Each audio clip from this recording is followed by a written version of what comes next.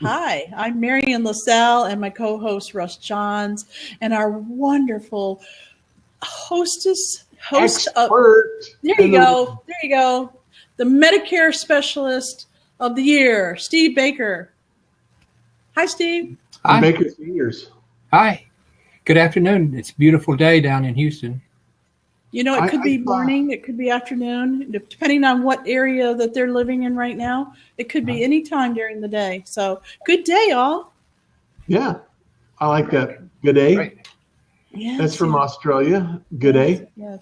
I think that this show is so important because people really need to know and get clarity around Medicare and what the traditional Medicare is and how we get involved, what it covers, and not to get caught up into the Medicare.gov confusion. So, Steve, I know that you have some things you really want to talk with us about today. Yes, you know, I'm often asked when I go out and I meet with people, or I've met with people in my office and stuff. Whenever you know they start thinking about Medicare, when they're approaching the age of 65, about 90 to 92% of all Medicare is people 65 and above. What questions come to mind, and they're a little bit concerned or confused because they've been used to other kinds of insurance, what we call underage coverage, for all of their lives, and now they're facing Medicare age. They've been told it's different, and I will tell them straight away that it's different. But in most cases, it's quite better. So one question is that they have is, can I choose my own doctor? And a lot of people say they've had a doctor, they've had doctors even for their kids and their family, but they've had personal physicians, and they want to know if they can keep that physician. And mostly, I'm going to say for the most part, physicians will honor Medicare. Oh, good. They take advantage of Medicare, and if that's the case, then you just the patient just slides over into Medicare. And it's important, of course, to get a supplement along with that so that it just doesn't pay 80%. It'll cover the remaining 20%. So effectively, they have 100% coverage. Save the 100. Now, Steve, you said they slide into Medicare. Can you explain that? Yeah. They go at midnight on the first of the month of their birthday. They turn 65.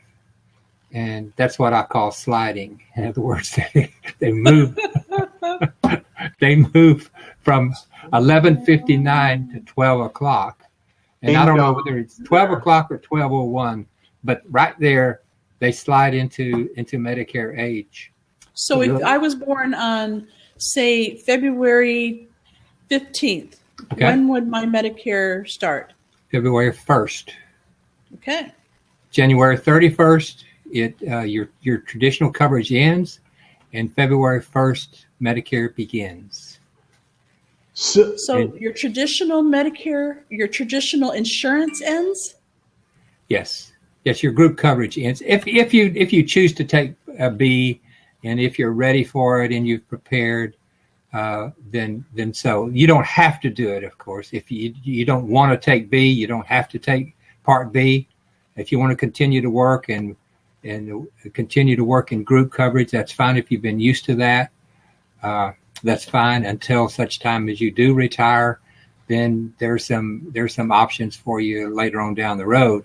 But typically, if you've been paying for your own insurance, that personal insurance, you've been in business for yourself, you're an entrepreneur, you've had to pay family coverage up to this point, then it's definitely to your advantage to go ahead and slide into Medicare, because it's a lot less for a lot more coverage. So let me just qualify this again. So the part where you can keep your own doctor or not is that typical, or is that an exception? That's typical. There are some other kinds of Medicare which we won't go into, but in those cases, you have to take a physician that's assigned to you. We're not discussing that right now, but there is another part of Medicare where you have to do that. So people have heard that, and they've heard discussions about it and so forth. Yeah, because I know of some providers may or may not actually encourage Medicare practice. They may or may not use Medicare as one of their approved insurance companies. So, well, I don't know about anything about that. So, for the most part, physicians in business will go ahead and take they call it taking Medicare assignment. So they'll take Medicare assignment, and once they do that, then they're forced to take all the supplement policies that are available. Oh, okay. So that gives people 100% coverage, save the $166 a year they pay. Right. Other than that, for a Part B deductible, $166. Other than that, they have 100% coverage, which is far and away different from what they've been used to. Oh. So they've always had a high deductible, not high, but sometimes it ranges anywhere from $5,000 to $5,000 that you pay up front to meet a deductible before the actual insurance starts covering. Okay. So in the case of traditional Medicare, it's not exactly first dollar coverage, because there's a $166 that you've got to pay for the whole year, no matter how many times you're treated or how many times you're in the hospital. Or $166 total for the whole year, and after that you have 100% coverage. Got it. Wow, that's peace of mind. Yes. We all want 100% coverage. Exactly. So this goes to the point where, okay, well, I'm not quite 60 yet. However, I need, planning and all of that stuff. Is there any advanced planning that I need to do to think about what doctors or what medical conditions I need to be aware of or control or monitor? Not really just yet. When you're 64, when you reach the age of 64, then you've got to be seriously taking some thought to it. And 64 and a half is when you really need to sit down with someone and decide the absolute direction you want to go, so that by the time that witching hour strikes at midnight, the first day of your birthday, everything's set for you. So it'll be seamless. So when I slide into it, you're nice. Yeah, you slide it. You're nice and asleep on that day, and then you wake up and I have Medicare. The next thing you know, you're there. Yeah, right. We should put on our to-do list that when we turn 64, we should call you. Exactly. Okay. Yeah. Exactly. I'm gonna put that on my list now. Me too. To-do list. And I can sit down and explain your options and explain it thoroughly for you so that you understand it. I can do like a 15 to 20 minute mini seminar for anyone, husband and wife, at their kitchen table or at any other location, and just sit down and just say, okay, this is it, and clarify it totally for them. Free of charge, of course. Now, if they're not in your area or they're in Woodlands, can they meet with you online? Yes, I'm working on that. Real soon, I'll have the whole process done for that. Not just yet, but within a few months, I'll have that capability. But if we're talking about the Houston area, the Woodlands is actually not out of my territory. I've done it quite often, is to try and go up to Kingwood or Woodlands or Conroe up in there. So they just need to talk with me, and we'll make arrangements to get together and clarify it. The other question that a lot of people have is can they just go directly to a specialist? In other words, if you wake up and your shoulder is killing you one morning, hopefully you have the good sense not to go to a podiatrist. So you know what kind of specialist you need to go to, an eye doctor, whatever, a neurologist or whatever. So you can do that. You can go directly to a specialist without having to go through a. Really? Yes, you can just call them up and make an appointment. My knee is killing me, doctor. Oh, Well, I'm a cardiologist. I don't think that's going to work. So, hey, what you can do is you can look in the book for orthopedic people. So you know what you want. You go there. If you're not satisfied with that physician, you can move to another one at your discretion. So there's a lot of flexibility in traditional Medicare as opposed to the other kind. Well, I got to tell you, Steve, that is really good news, because I've seen people in those weird loops where they have to go to a doctor and pay just to Right. get a slip of paper that says you can go to this other doctor who's really going to help you. Correct. So it's time wasted and money wasted. Exactly. And there are lots of reasons for that, which I'm not going to go into now, but there are certainly reasons for that. So you want to make sure that you're on the kind of Medicare that meets your specifications. So another question is, what about if I'm traveling? What about if I'm out of state? no kidding. Because there are a lot of people who start traveling right that time. Yeah. So what if I'm in Utah and I live in Arkansas, or reverse, whatever. Then Medicare, of course, is being a federal program, is honored in all 50 states, especially the traditional Medicare. And then your supplement travels with you, so you've got 100% coverage wherever you go in the continental United States, including Hawaii. Wow. That's good So- to know. Right. Okay, so if you can't see your own doctor, you can just show up on anybody. You can go to the hospital. What happens when you're traveling? Well, if you're traveling, I don't know if typically it's something. You might go to the emergency room if you're traveling because you don't know Yeah, where. you might go to the emergency room. Yeah. You wouldn't go in for a hangnail or anything. You could, Right. or you may have an existing condition that's flared up, and you know pretty much what it is.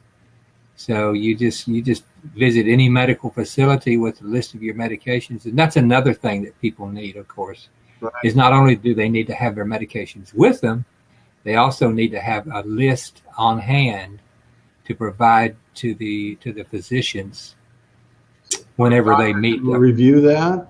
Right. Got it. Either an emergency situation or a quasi-emergency situation. So it lets them know right away what existing things are going on in someone's anatomy. So, Steve, we're talking about traditional Medicare, Uh-huh. and we're talking about traveling. So I have noticed in the last couple of years that these emergency care facilities are popping up in every neighborhood.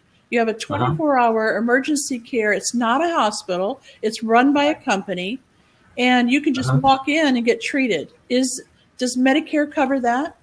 Well, it's spotty. Let me say that it's spotty in those cases. I recommend that you go to a hospital with an emergency room to be sure that you're going to be able to use your emergency or your Medicare. So some do, some don't, but it's important to call those people by phone or go by or whatever. And do you take Medicare? Yes or no? Okay. So Another question about that then is it like insurance where I have to pay and then get reimbursed, or do they just accept my Medicare and then if it's not all covered, they bill me? yeah, once a facility or a physician agrees to take Medicare, what's called Medicare assignment, then they just take the Medicare assignment and they deal with Medicare, and they know how to do that. They have even some of them have special computers set up that they can talk directly with Medicare and have their services reimbursed in short order. So that's, that happens a lot. So yeah, they have situations set up for that. It's very, very rare that you would have that you would need to pay if you have a Medicare card, especially if you have a supplement card along with it.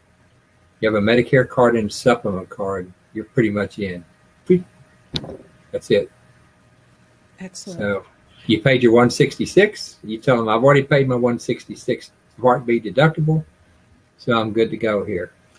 So I know this is a very odd question, Steve, but we have some time and I would really like to discuss it. So if you don't want to discuss it, please just say we'll talk about it later. What if someone were to steal my wallet and they got a hold of my Medicare card and my insurance card? Or identity theft, right? Yes, identity theft for sure. Yeah. Well, it's not a very secret that your Medicare card 99.9% of the time is your Social Security card. Occasionally when a spouse has passed away and a wife is using Medicare, it could be her husband's former Medicare number, but it's either one of the two, either that person's or their spouse's Medicare number with a certain letter behind it. Right. So you have to know that. And I always recommend, number one, never carry your Social Security card in your wallet. Have it memorized. And how many Americans would you say have their Medicare? Their Social Security number memorized? How many would you say? Everybody. Everybody. Yeah. So you just you can just give them your Social Security number and they can look it up. At a minimum, the last 4 digits, right? Yeah, the last 4 digits. Well, they actually would need all of them, but yeah, I recommend you carry a minimum of that kind of stuff in your wallet when you travel. Okay. I say that I carry mine to wherever I go. So a list of your medications. Know your Social Security number. Mm-hmm. And anything else as far as travelers go, or any kind of anything that you suspect might come up. Yeah. If someone's a diabetic, let's say, and they, and they're susceptible to go into insulin shock, then they need to know that, and the emergency room needs to know that right away whenever they go in. Complications from diabetes can be onerous for people. Yeah. So it's just common sense stuff you need to know about your body. And what kind of resources are there available? I mean, because you're a huge resource and a value to the community in terms of understanding the right choices. And so after you get into the system and after you start getting involved in some of the, if you have a medical condition that requires multiple visits or ongoing care, like being a diabetic, what are some things in the system, the Medicare system, that would be at least, something that people would want to know or understand? Is there anything unique or unusual besides any other healthcare facilities or anything like that? Not really. If one of the things you need to do, of course, if you have an ongoing relationship with a provider, you can ask he or she. You can you say, look, I'm going to Nebraska to see my brother. I'm going to visit, and I'll be gone 2 weeks. What do you suggest that I take with me, or should I get all of my insulin here, or can I get it up there? Various questions, and any good physician will have a lot of things like that written out, typed out, instructions for traveling or moving according to whatever ailment they might have. If someone has a heart fib situation and every now and then it acts up, then they need to be given certain instructions about that kind of thing, about what to do and what to say, and how someone feels and stuff. It's just common sense stuff. Just check with your doctor. Just be smart about it, right? Yeah, be smart about it, and prepare ahead of time. Steve, what happens if an adult is taking care of someone who's getting ready to turn 65? Say they have Alzheimer's or another disease that does not allow them to handle their own issues and tasks that they would need. Can they work with you? Yeah. What in a situation like that, there's almost always someone who has power of attorney, and that person can sign things and whatever in lieu of the other person signing it. So got it. You of course need to get some legal advice about that and so forth. But if somebody is really designated a true power of attorney, that person can sign. I've had in several situations where I've had to do that, for people. Right. Well, sadly, I just want to remind people that Steve Baker of Baker Seniors is here today, and we're talking about Medicare and some of the things you need to be concerned with in terms of, getting to that age where it's applied to your life, and you have to make a decision about what it takes and whether or not you continue working or not. It's really important to know. So healthcare, peace of mind with Steve Baker. I just want to remind everybody that it's really important that you go to Steve, you talk to Steve, and understand what your choices are. And so, Steve, how do people get a hold of you, and what's the best way for them to connect with you today? We put well, you can go on my website at bakerseniors.com and take a look there, and there my phone number's there, so you can give me a call. More and more Americans right now are working beyond the age of 65. Absolutely. They're not retiring at that age. And Medicare is different from Social Security in that Social Security now doesn't kick in until age 66. And sometimes a few months beyond age 66, where it used to kick in at age age 65. But someone is still eligible now to participate in early Social Security at age 62, and so at 62, you're a good ways away from Medicare. So no Medicare just yet. Right. When someone continues to work, then they could. I signed up people all the time at age 68, 69, 70. They've left their jobs and they don't have benefits. Some people do have benefits. In that case, I can still explain Medicare to them and how it works. Right. But I'm just not able to provide them coverage because they're carrying over their group coverage, especially for larger groups, 20 employees and above. Oh, okay. All right. So you have. But it's up to the employer now. The employer could say, no, we're not providing coverage past your retirement. That's it. So you just go ahead and apply for Medicare and get your supplement and move on down the road. So it's a case by case thing. So it's not automatic when you turn 65? Well, here's the thing. The Part B part of Medicare triggers whether you actually have Medicare totally or not. If you choose not to take Part B, take advantage of Part B, do not do that if you're going to continue to work and participate in the group coverage. That's a big mistake. That's a huge mistake that people make. So what if you retire, you get on Medicare, and then you have to go back to work? You just don't go back on the group coverage that they have. You just stay on Medicare and you just stay on Medicare. Company insurance. Yeah, you're done. You never want to go off Medicare. I don't even think it's feasible, or it's I don't even think you can do it. You just don't want to do it. No, you just stay on Medicare, and if you want to have part-time jobs, working part-time, one of the advantages to an employer hiring older people is that they don't have to pay health coverage at all because that person's covered Right. with Medicare, and so they don't have to worry about it. Yeah.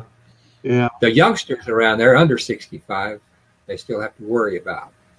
Well, it's a challenge for some of us, especially the entrepreneurs and the small business owners that have a lot of things that, it's expensive. Healthcare is expensive, and Oh yeah, it's not always easy. So, we well, get as informed about it as we possibly can. yeah, that's true. In today's world with Obamacare and all the stuff, and you watch the news and your head starts spinning, and what is this? Yada yada yada yada yada yada. It's a huge issue with people, Yeah. especially if they're in their 20s and 30s. That's a world far away from what I'm used to. Wow. But it's very interesting, and it's very good for people once they do reach a certain age. Yeah. There's also at age 65, if you want to go ahead and take your B, then you don't have to qualify health-wise to take your supplements. So that's a good point. So you If mentioned you 166 a month. Because 166, no, that's the deductible for the year. okay, The premium for the Part B is 104.90. 104.90. Yeah, there's a difference between a premium and a deductible. Right. So the first time So- you go in and you have something that's going to be expensive, you can expect to pay both of those in one batch, right? Well, your 104.90 comes out of your Social Security check typically. Oh, You pay that. By pay it, you mean your regular Social Security check is reduced by that amount, 104.90. okay. All right. Per So month. yeah, per month. So you really don't have to worry about that because that's done automatically. And Okay. then your deductible is you pay out of pocket, your 166. Okay. So Fantastic. And is that Yeah. a one-time fee, 166, one time a year? one time a year, right? Yeah. And if you never use your Medicare, then that 166 is not due and payable. If you never go to the emergency room, you never see a doctor, you never go in to have your eyes examined, all of that stuff, you can never do it. The 166 is waived. You just don't pay it. So that we're talking about traditional Medicare. The cost Traditional is $104.90 per month and a deductible of $166 per year. Correct. Okay. Correct.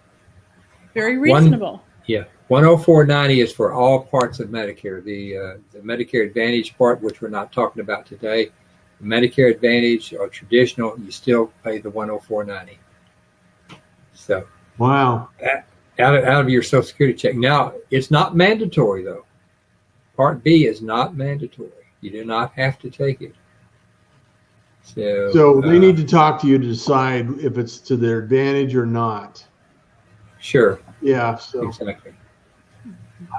I recommend So- just talking to Steve and getting the I do the too. full meal deal on this Just information. say, here's my situation. What do you recommend, Steve? Because you're the expert. Yeah. Sure. That's brilliant. That's the way it works. That's brilliant. Yes. That's the way it works. Hire the expert. There you That's go. right. Hire the expert. Well, I know that there's a lot of fear. A lot of people fear the unknown, and by educating people like this, like you're doing out here right now, is going to be, I know, beneficial to a lot of people that have not had any place to go previously. Sure. And I'm sure there's a place online that they can go someplace possibly. And I just wanted to, thank you for being here and helping others, kind of get a little bit more information about it. So it's, Yeah, just remember this, that there are 10,000 seniors turning 65 every day in the United States. 10,000. Every day. every day. Every day. You have Sunday, your work cut out Saturday. for you, Steve. Saturday and Sunday included. Yes, yes. So there's a plethora of people out there that need information and need help. Wow. And we So, know that you can give it to them. That's yeah, what- yeah. I'm glad to share, and that's what I do. Well, I appreciate you being here with us today. And if you want to get a hold of Steve and just chat about your Medicare questions, And there's no please- cost associated with that. There's no, they can talk to you for free, right, Steve? Correct. There's no obligation. You don't have to be locked into some 100-year insurance plan or anything like that. No. That's right. You can go to bakerseniors.com and find out everything you need to know on how to contact Steve. And he is more than willing to talk to anybody, caregivers or seniors. Even if you've already reached the age of 65 and you have questions, Steve is available. And, I know he can save people money even after the fact. So give him a call and let him answer your questions. Thank you, everybody, for joining us today, and we'll see you again next week. Be sure and give us all your questions ahead of time so Steve can answer them on air. Good night, everybody. Thanks, everyone. Bye. Take care.